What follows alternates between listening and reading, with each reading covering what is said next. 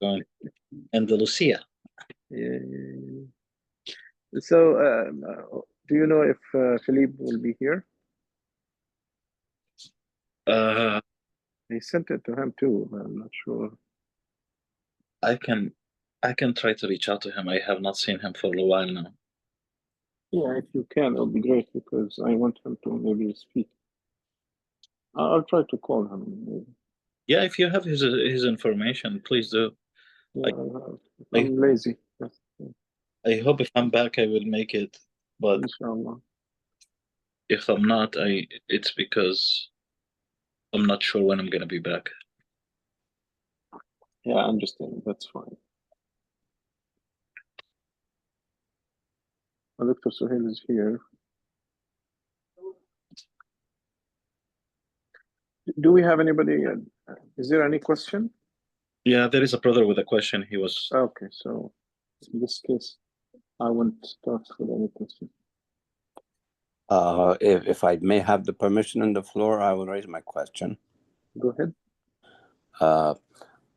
It is the understanding that as Dr. Suhail numerous times have indicated, the concept of Amr bil Ma'ruf and Nahi Anil Munkar being, a construct for the good of the society and of the individual.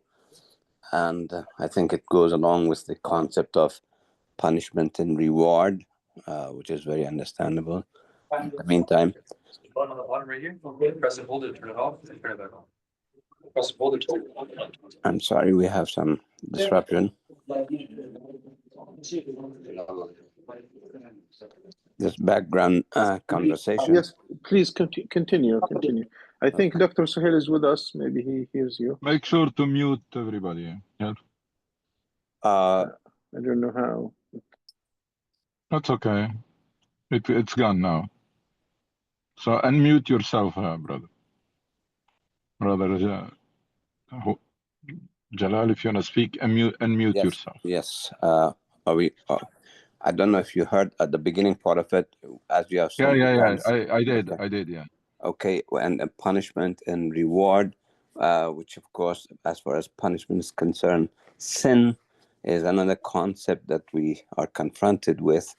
And the other day, somebody on the TV was talking about zina. And then he was also questioning the definition, or at least bringing attention or focus to the definition of the term.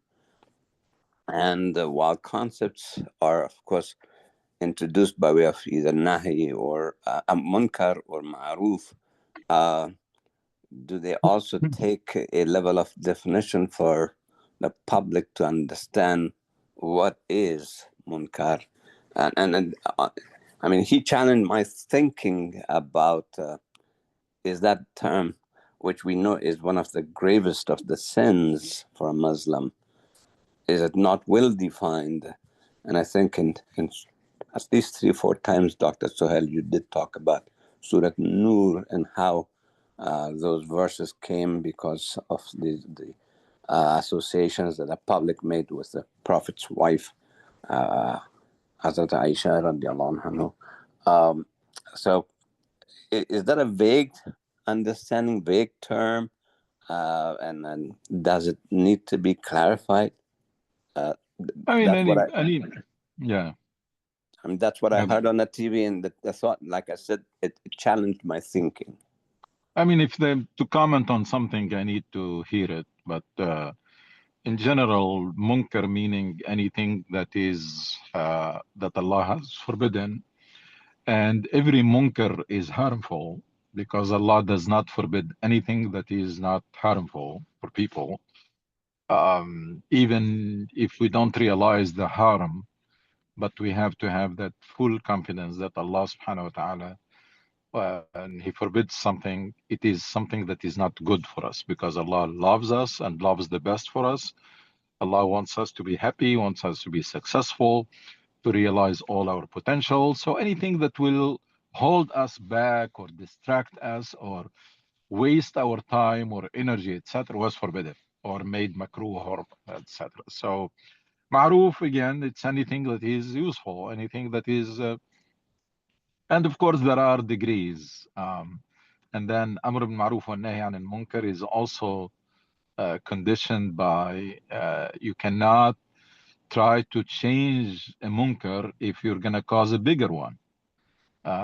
So there is something called fiqh al-ma'alat. Fiqh al-ma'alat, meaning the consequences should be taken into consideration. There might be small munkar, minor, and you go on to change it and you cause a bigger one. So what's the point? So we need to weigh things. And then also things have to be done according to the right dose, meaning that if there is a small munkar or minor, it requires limited effort. You don't put a lot of effort on something that is not. So priority also comes into play. Now, this idea of zina or fornication or adultery, and Islam wants the society to be so clean and so decent that basically made it very difficult to happen, because the real, if you read the Quran, the zina is the public. It's committing the sin in public, because how can 4 people be witnesses? I mean, 4, it requires 4 people to be witnesses. So, and we have the case of Umar ibn Khattab when 3 people came and accused someone of fornication, and when he asked the 4th one, and he said, "I was not sure. I'm not sure." I um, so Umar ibn Khattab punished those 3. Why? Because he understood, his in-depth understanding of Islam meant that we need the society to always keep high standard, and therefore we should not take it easy. And you mentioned Surah An-Nur, shouldn't take it easy to accuse people, and that's why it required 4 people. It's 4 witnesses. So I mean, again, it's part of maqasid al-Islam, the purposes of Islam. One main purpose of Islam is virtue and high morals. And that's why it made it forbidden, it made it a big sin, but yet, even if it happens, Islam does not want it to be known, and so that it doesn't become normal. That's why it has those strict requirements, so that even if it happens, it remains cornered or not widespread, because the last thing Islam wants is for these things to become normal. So subhanallah, you see the line of defense, don't even come close. وَلَا تَقْرَبُوا الزِّنَا, don't even come close to it, don't commit it, and then even if it happens, then it should not affect the society. It should not be like a public thing. So that's, but to comment specifically on whatever you heard on, if you can share it with me, then we can comment on it more specifically. Thank you for that. I don't know if I can, Sure. and I'll be more than glad if I can. But Inshallah. back to the concept of punishment and reward. So I make a sin, or I make a munkar. I commit a munkar. Evidently, I will be into a double jeopardy of being punished once in the lifetime and once perhaps in the afterlife time. Is that a fair conclusion? I mean, this idea of rewards and punishment, we shouldn't really Use that language?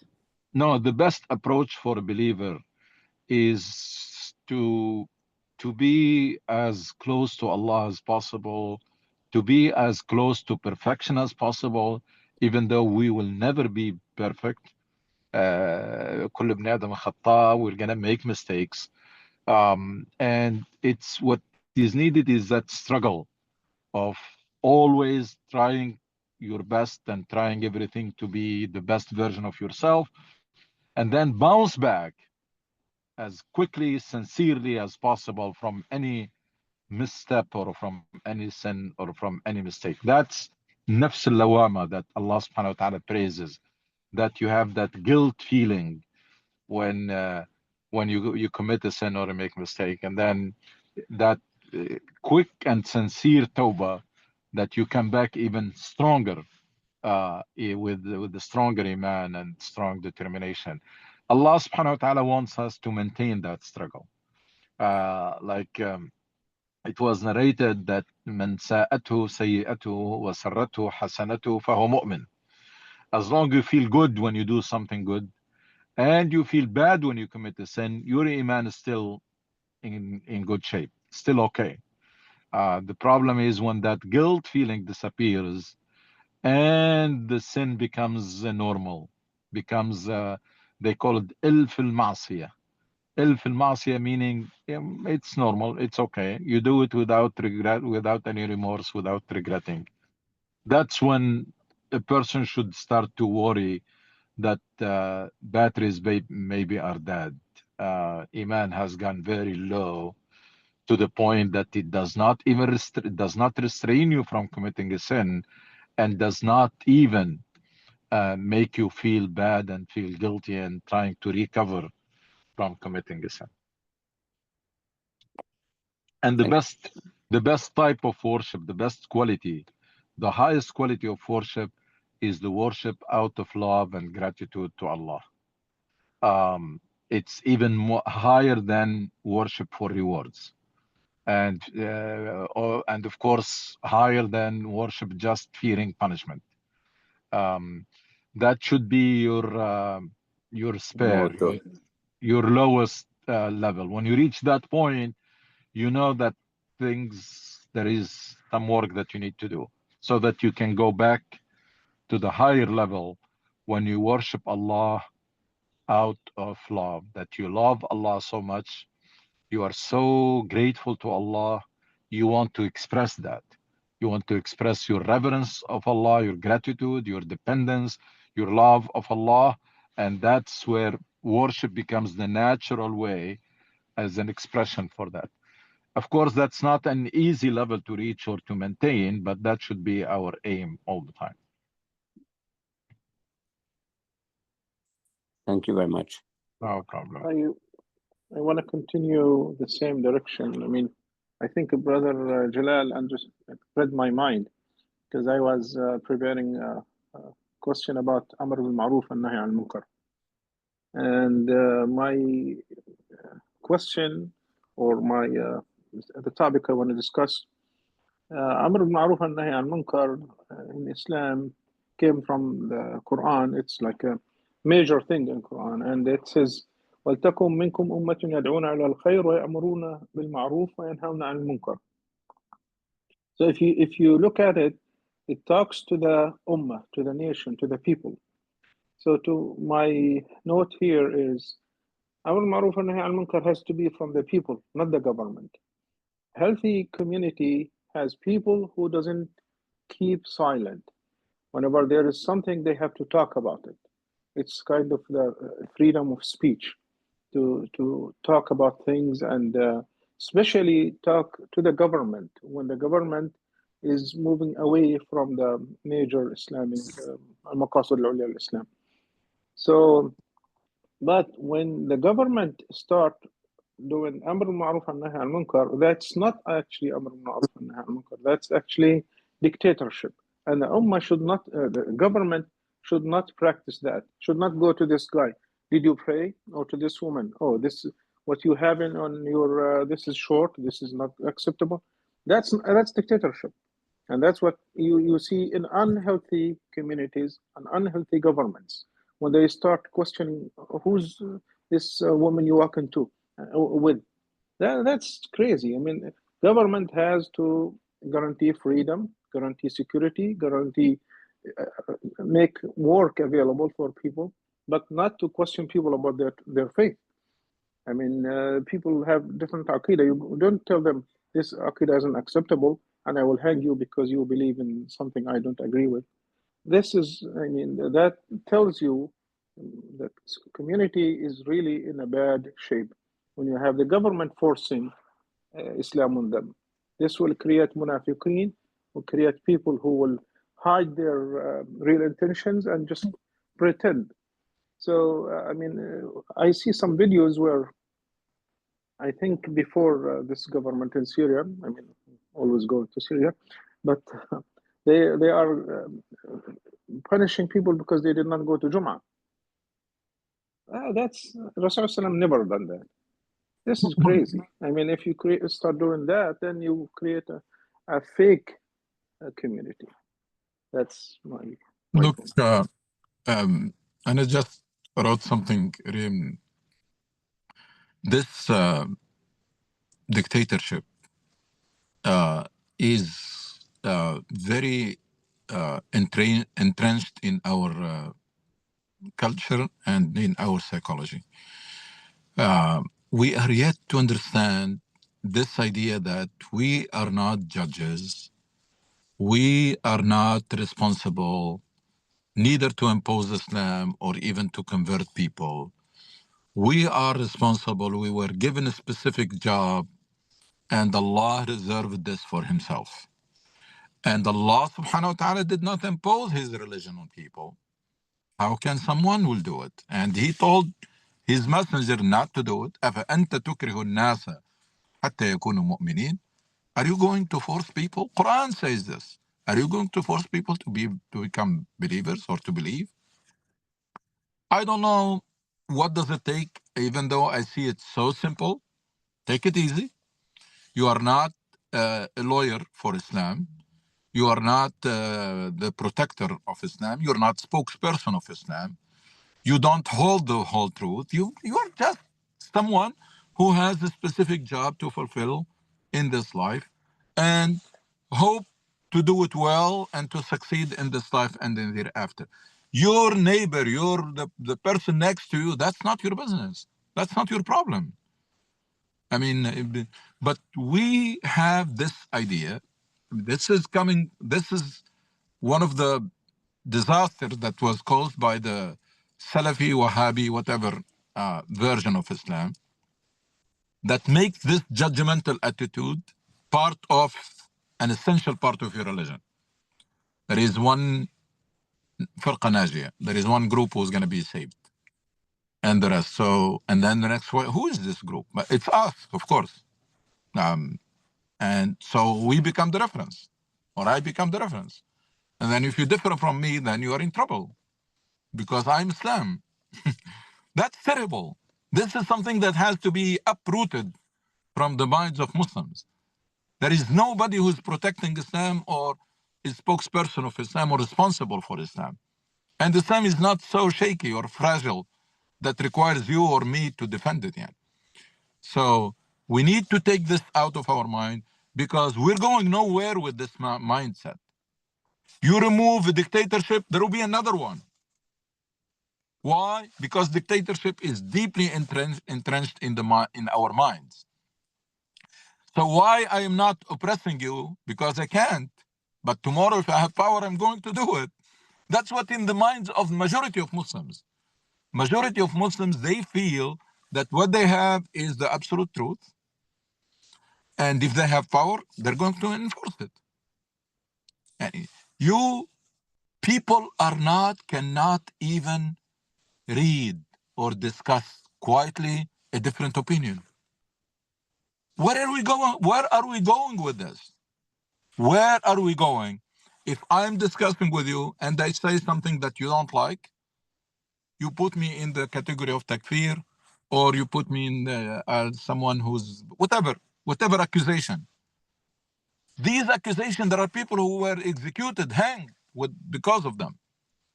So you're taking it lightly, you're saying it, but tomorrow if you have power, then you're gonna do the same thing. And that's why people are afraid of each other.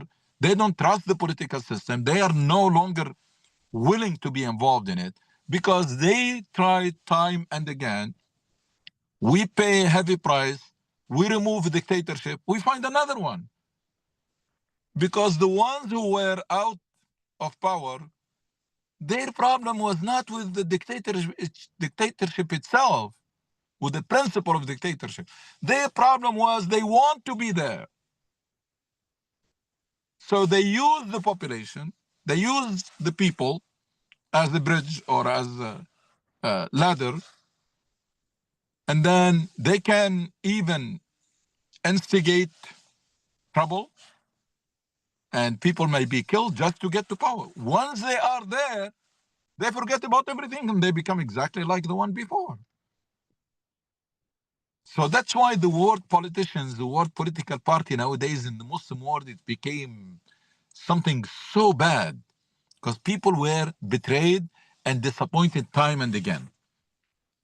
And the last disappointment was with the Islamists. Because until very recently, until before maybe the Arab Spring, people were thinking that Islamists are the exceptions. When it comes to being to be subordinate or umala, traitor or whatever, and when it comes to dictatorship. Now these are people who fear Allah. These people, we saw them in the mosque, they were the victims of oppression, etc. So we trust them. But it turns out that it's exactly the same thing. Everybody who gets to power, they want to dominate. They put their people everywhere because the state in the minds of Muslims nowadays, it's still ghanima. It's still like the spoils of war. So if I become in charge, I'm going to put my people everywhere because I want to stay there forever. And then after a while, I start thinking about my son and what is this? Where are we going with this? And it starts at the grassroots level. We have to learn the skill of listening to each other, listening to Brother Muhammad, saying something that I don't like, saying something that's exactly against everything that I like to hear, and still have that maturity and decency to listen carefully, to try to understand, and to discuss the points, and not to do wholesale. Oh, Brother Muhammad, you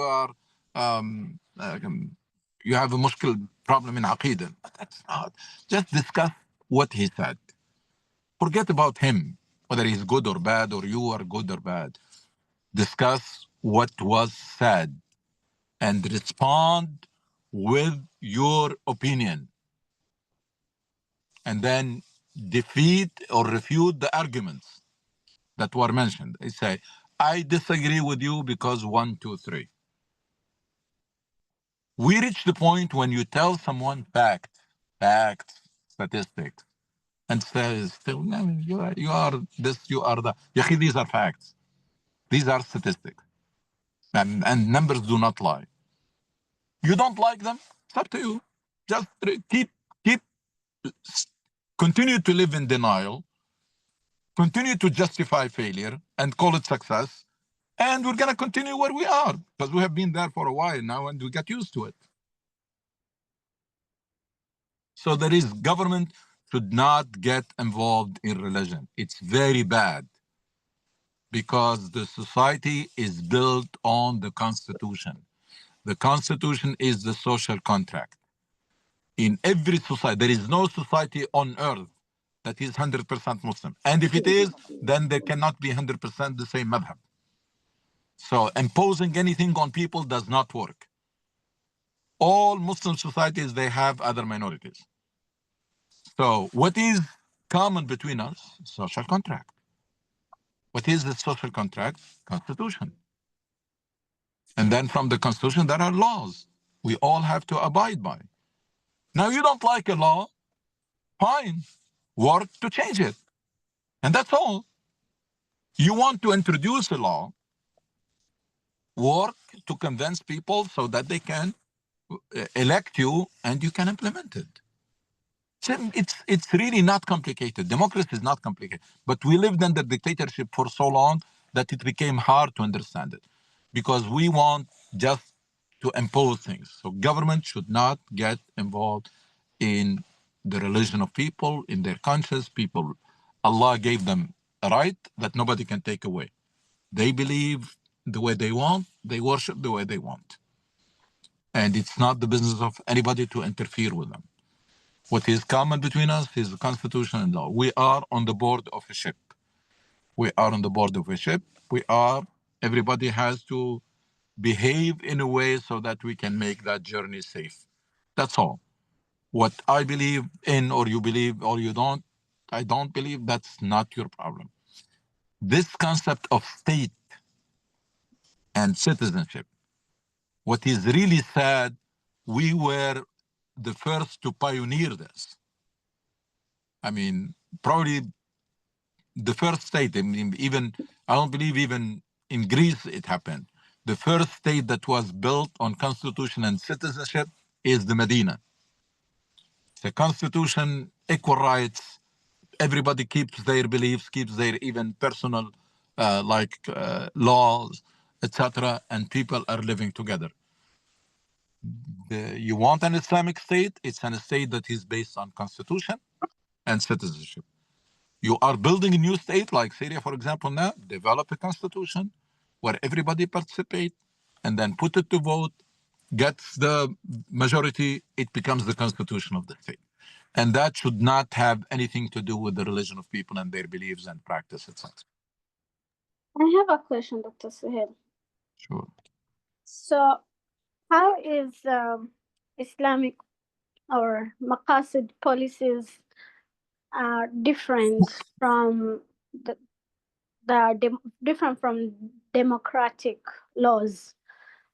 I mean, like, if we are to place, like, let's say, in a state like Syria, and they come up with a constitution that is based on Islamic perspective, how will that hinge other people's rights, or how will that be out of or maybe inconsiderate to others?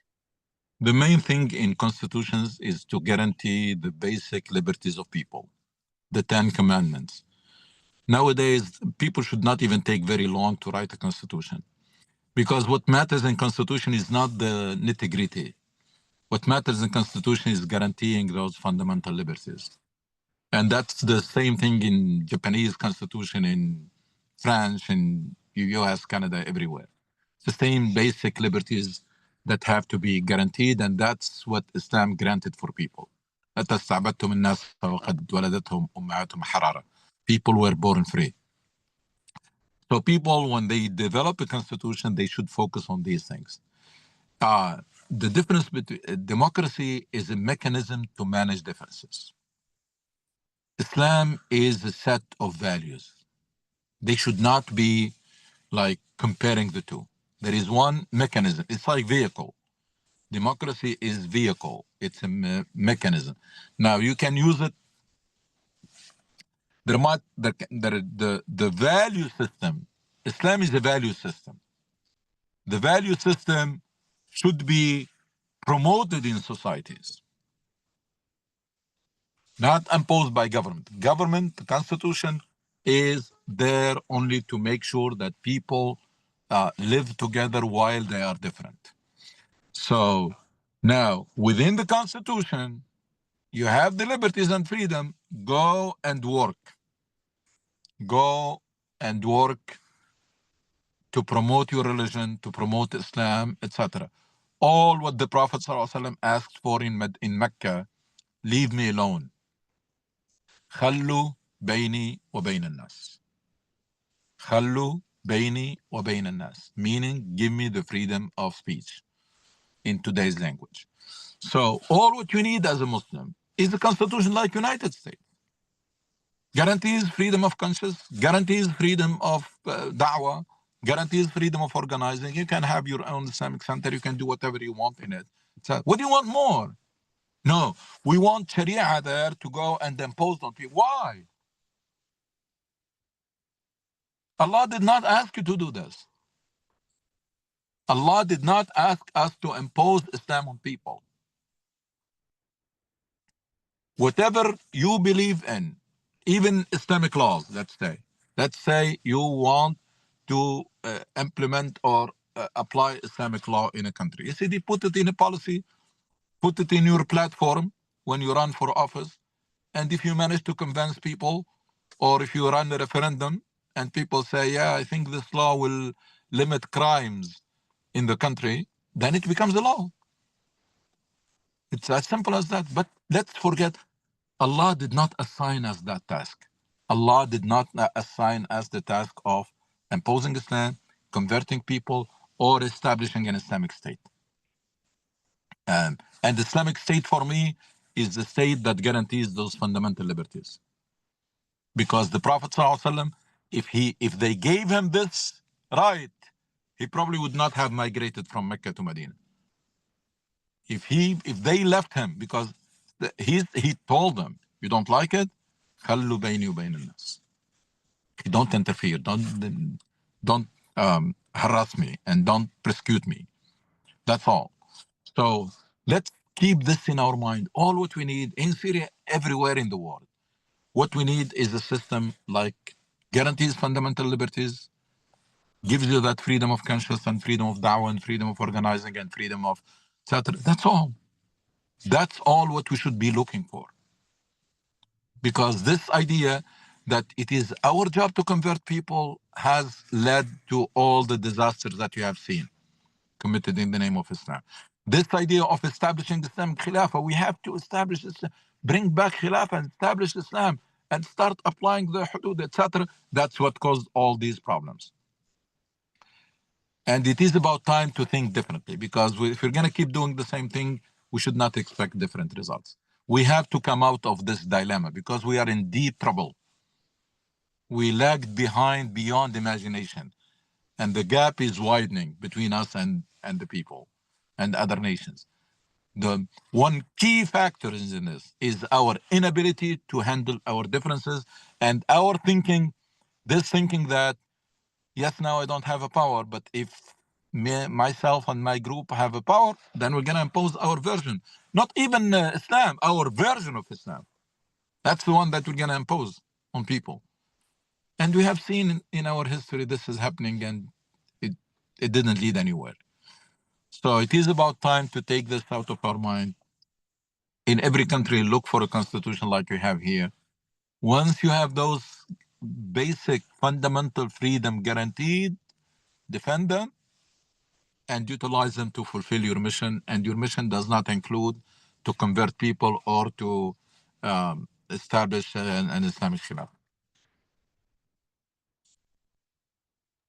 May I take a question, please? If what you just said about, which is very reasonable, very understandable, but please explain in the context of your comments how the early Islam, especially during the Khilafat of Umar ibn Khattab, the expansion, the territorial expansion of Islam happened to take effect and shape if it was not meant to be imposing a certain thought process, or which was the school, the Maktaba Islam. But what we know as a matter of history, that in that 10-year period, Islam expanded so much. All right. Number one, we have to accept the fact that with the death of Prophet Muhammad ﷺ, revelation stopped, which means anything that was done 1 minute or 1 hour after the death of Rasul ﷺ, it is a human ijtihad, a human human work or a human action. So it cannot be part of the deen. You can't say that what Abu Bakr as-Siddiq did or Umar ibn Khattab, and they did great things, but that's deen. No, it's not deen. Why it is not deen? Because there was no Quran to be revealed to endorse, to put the stamp. Because during the time, the life of Rasul ﷺ, Quran was always revealed after every incident to tell them what went right, what went wrong, what lessons you learn, etc., etc., etc. That's not happening anymore. So let's keep this in mind, that Khulafa al-Rashidin, human effort. Some people can be very mad if they hear this because of the understanding that we inherited. Of course, after that, don't even talk about it. That becomes even Islamic history or history of Muslims, the Umayyad and Abbasi, etc. But even Khilafah Rashidin, that's human effort. Now, what does it mean, human effort? Means that this is the ijtihad of people in those circumstances, right? Now, the decision of Abu Bakr Siddiq radiallahu anhu to fight the people who refused to pay zakat, there are some companions who disagreed with him. They disagreed based on hadith. And Abu Bakr Siddiq still thought that's the right decision to make. And if you ask me, I say it was the right decision.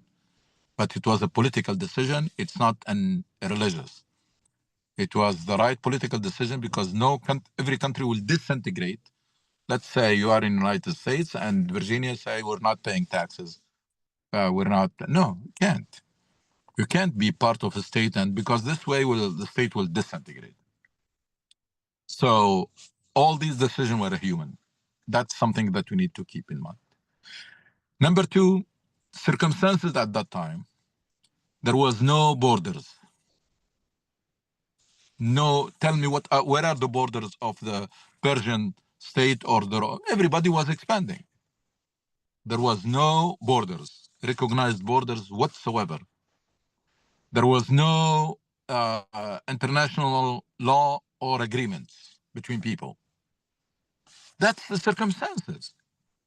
The circumstances was people were pushing out or expanding, etc. And if you don't, then there is somebody else who's going to expand it at your expense. So we have to compare things that are comparable. We are in a very, very different world. We're talking about states, and the nation state is a reality. We need to forget about re-establishing a khilafah where there is one person sitting in Baghdad or Damascus or wherever, or Istanbul, and then making decision for all Muslims in the world. That picture that we were told that's the ideal, and that's something that we lost and we need to bring back, we should get rid of this. Because that's a dynasty rule, حكم عائلة. That's not an Islamic. Has nothing to do with Islam. What was happening during those times, from the time of Muawiyah moving forward, runs against the teachings of Islam, against the political principle of Islam. The Shura, the Bay'ah, the transparency, the accountability, all of these were gone, disappeared completely. So we are living in a world where the nation state has become a reality. There is a very well-defined borders of the United States and Canada, etc. And we are no longer in a world where if you are stronger, then you go and occupy and expand at the expense of other people. That's one. Number two, there are agreements. There are agreements between people. Part of them is those borders. And Allah subhanahu wa ta'ala is telling us as a principle, يَا أَيُّهَا الَّذِينَ آمَنُوا أَوْفُوا بِالْعُقُودِ. Honor your contracts. Now, there is a contract between countries. There is a contract between you and the state, which is the citizenship. Citizenship, you are signing on the constitution. And then you need to honor that. And alhamdulillah, you live in a country that does not interfere with your religion, because there are people who lived under communist countries where they have a problem to reconcile their citizenship and their religion. We didn't have, alhamdulillah, Allah spared us that problem.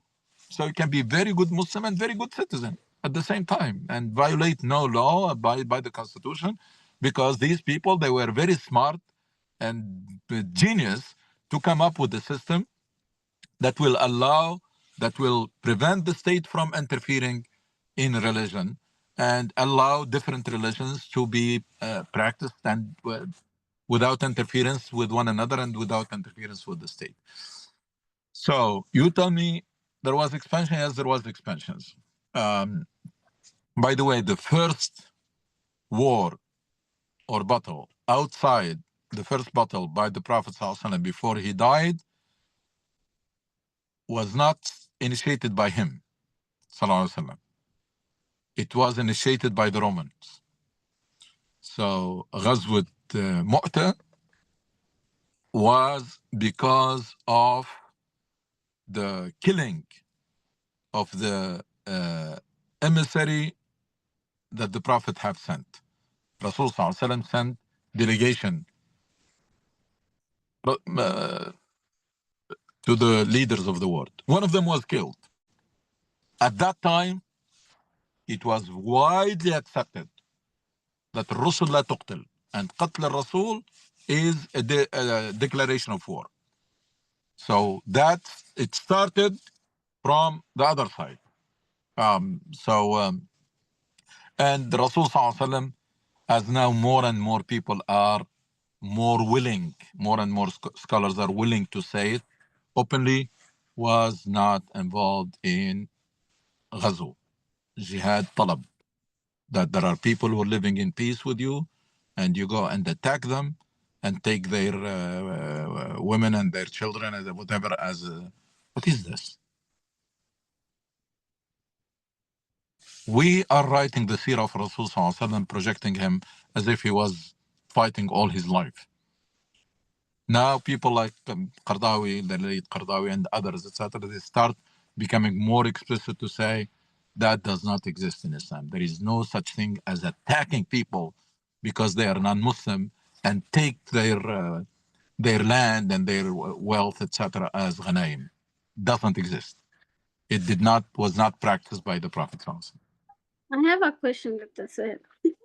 How do we understand the hadith on alaykum bi sunnati wa sunnat al-khulafa al-rashidin? Sunnati means my methodology, and I agree. I mean, the methodology that was applied, sunnah does not mean specific tasks. Sunnah has to be understood clearly. It's my approach, my methodology, not to otherwise we need to go and use camels and use tents because that's sunnah, becomes sunnah. No, sunnah is my methodology. The methodology that was applied by Abu Bakr Siddiq, by Umar al-Khattab, great ijtihadat were made, unifying the Quran. Abu Bakr Siddiq did ijtihadat by Umar al-Khattab. All of them, they were applying the methodology of Rasul Sallallahu Alaihi Wasallam. What does it mean, the methodology? Meaning that if the Prophet was in their place, that's what he would have done. So you want to apply the Sunnah of Rasul Sallallahu Alaihi Wasallam in Northern Virginia in 2025, you need to understand the seerah of Rasul Sallallahu Alaihi Wasallam and his personality so well, so that you can close your eyes and figure out that if he was here now, this is what he would do.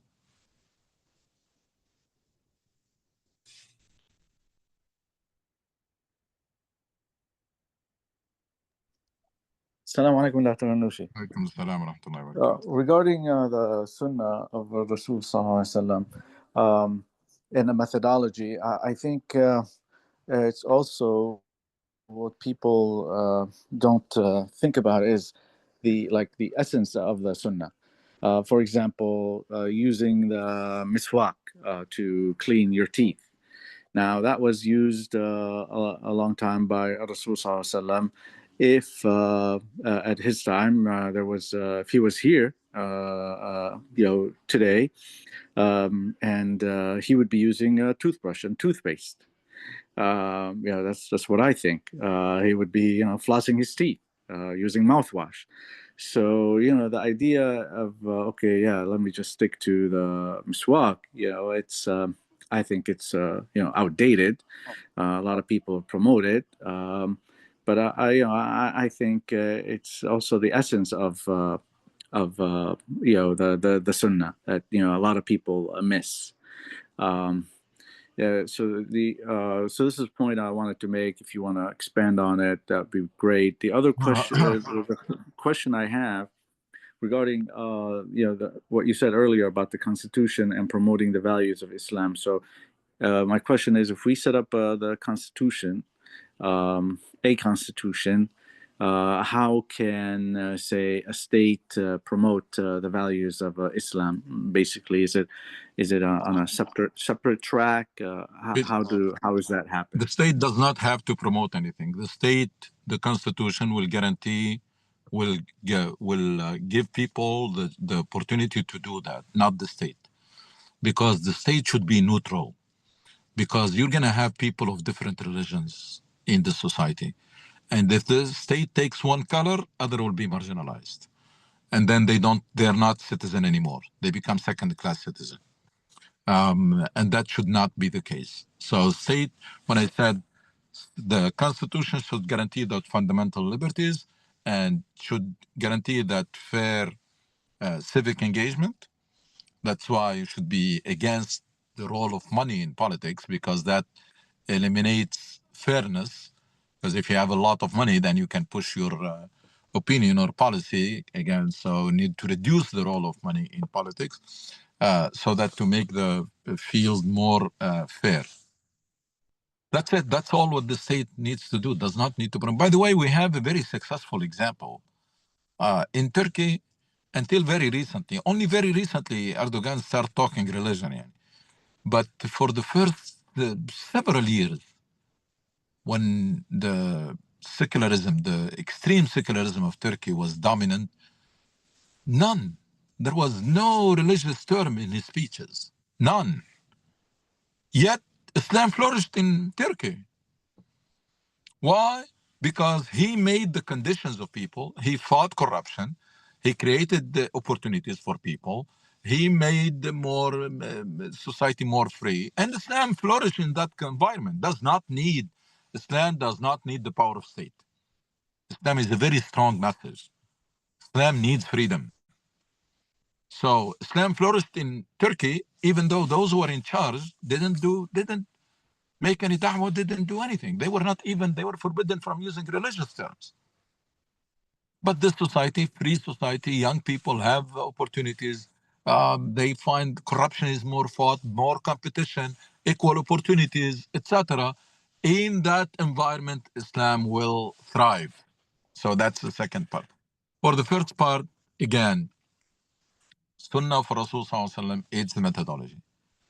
Basically, try to figure out what he would have done or he would do if he was in our place. I can tell you that if Rasul Sallallahu Alaihi Wasallam was sent in United States in 2025, he will not wear amama or qamis, or he will not, because that's not the way people dress here. So that's not part of the methodology. The way he dresses, that's not part of the methodology, because that's how people dress at that time. So just to give you an example, so methodology of Rasul Sallallahu Alaihi Wasallam, it is summarized in a verse in Quran. You want to be like Prophet Muhammad Sallallahu Alaihi Wasallam? Very simple. One, try to make your worship as good as his. Work on your akhlaq, manners, to be as good as his. He never lied. That's what the Quraysh people said. So khuluq, too.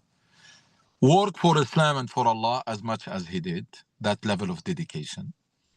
Day in, day out, he will go out and talk to anybody who is willing to listen. So much dedication, praying at night and spreading the message during the day and pushing his vision and that fulfilling the purpose of Allah subhanahu wa ta'ala. That's what you need. And then in terms of, you want to be like Prophet Muhammad sallallahu alaihi wasallam? Very simple. He was a role model. So you need to be a role model for people. Role model. Number two, he was a mercy to humanity. So you should try to be mercy to the people around you. Number three, he was in the business of teaching and mentoring. يزكيهم ويعلمهم. Two words. يزكيهم ويعلمهم. يزكيهم ويعلمهم الكتاب والحكمة. So you should be in the business of teaching. Of course, in order to teach, you need to learn. So learning and teaching. And in order to mentor people, you have to be a role model. So work on yourself to be a role model and help others to be better people. That's the Rasul Sallallahu Alaihi Wasallam. You want to go a step further?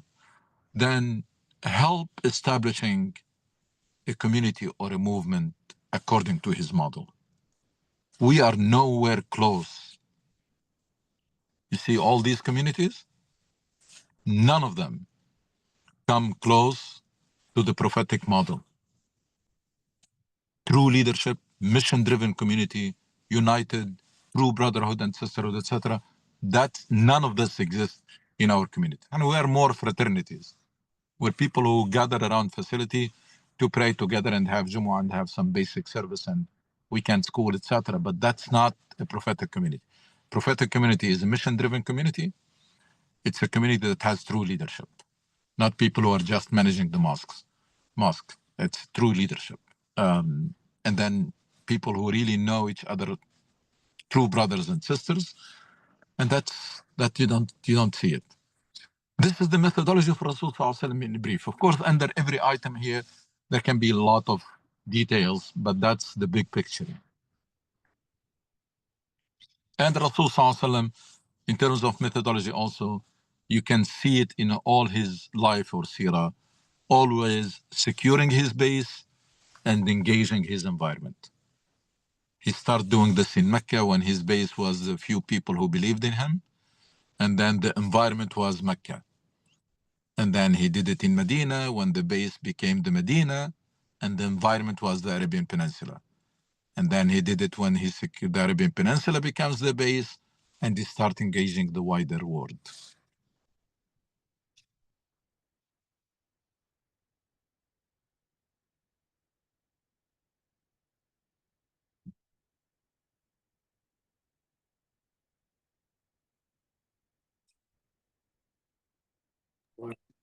Jazakallah khair.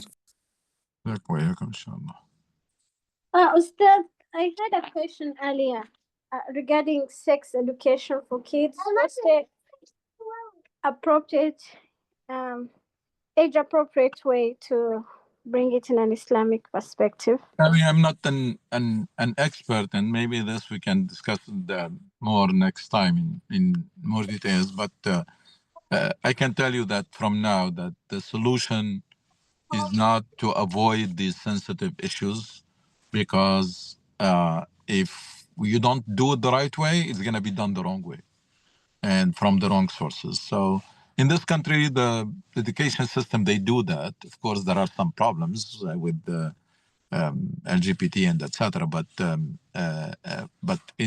they do much better job than in Muslim countries in terms of sexual education.